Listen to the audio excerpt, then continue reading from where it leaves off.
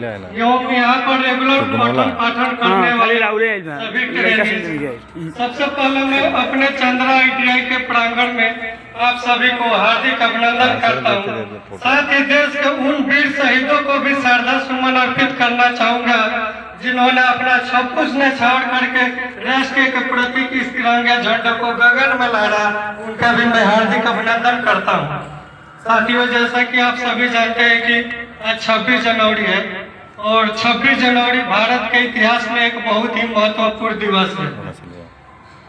इस दिवस को पाने के लिए हमारे वीर सपूतों के लगातार मेहनत और तपस्या आखिरकार रंग लाई थी और आजादी भारत में चलाने के लिए एक संविधान सभा का गठन हुआ था, जिसमें मनोज सर ने बताया कि अपने सिवान जिला के जीरादेव निवासी डॉक्टर राजेंद्र प्रसाद संविधान सभा के अध्यक्ष बनाए गए थे।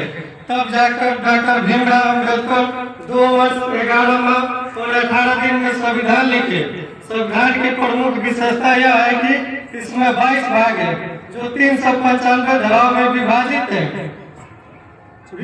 है और डॉक्टर बाबा साहब ने देश को एक ऐसा संविधान दिया जिसके अंदर सभी को शिक्षा का अधिकार दिया। उन्होंने ये लिखा कि शिक्षा हर व्यक्ति का जन्मसिद्ध अधिकार है और शिक्षा उस शेरनी का दूध है जो इसको जितना पिएगा वो उतना दहाड़ेगा, उसे कोई रोक नहीं सकता। अगर किसी को पढ़ने के लिए पैसा नहीं होगा तो सरकार पढ़ाएगी, अगर किसी को खाने के लिए अन्न नहीं होगा तो सरकार खिलाएगी।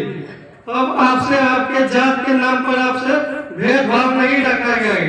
ये बाबा साहब गए, आपको पढ़ने के लिए स्कूल से बाहर नहीं किया जाएगा। ये सब बाबा साहब संविधान में लिखे, जिसके बदौलत आज हम सभी वर्गों के लोग यहाँ एकत्रित होकर इस गणतंत्र दिवस को मना रहे हैं।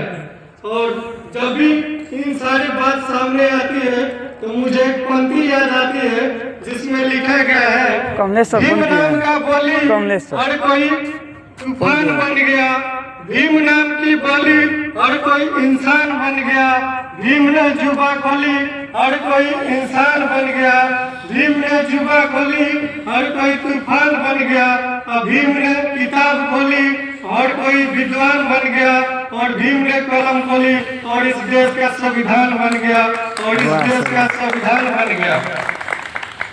और एक और पंक्ति याद आती है जिसमें कहा गया है, इंसानों को तो गुलाम बनाकर बहुत बादशाह हुए, इंसानों को गुलाम बनाकर बहुत बादशाह हुए, लेकिन गुलामों को इंसान बनाने वाले एक ही बादशाह हुए और वह है संविधान निर्माता डॉक्टर भीमराव अम्बेडकर।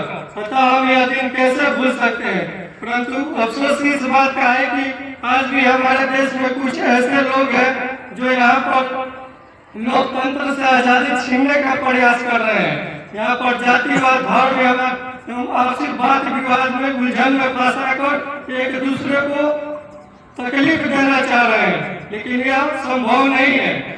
अगर बताए गए इन महापुरुषों के बदौलत इनका पालन किया जाए तो ये सारी दिक्कतों का सामना नहीं करना पड़ेगा। इन्हीं चंद शब्दों के साथ मैं अपनी भाई को विराम देते हुए एक बार अभिनंदन करना चाहूँगा, जिसमें कहा गया है, ये बात आपको बताए रखना, ये बात आपको बताए रखना, रोशनी होगी चिरागों को जलाए रखना, ये बात आपको बताए रखना, रोशनी होगी चिरागों को जलाए रखना, लहू देकर जिसकी हिफाजत हमने की है, कैसे तिरंगे को सदा दिल में बसाए रखना, सदा दिल में बसाए रखना। तो मैं अपने भाई को ज्ञान देता हूँ। जय हिंद, जय भारत, जय संविधान। फोटो ले लो ग्रुप में।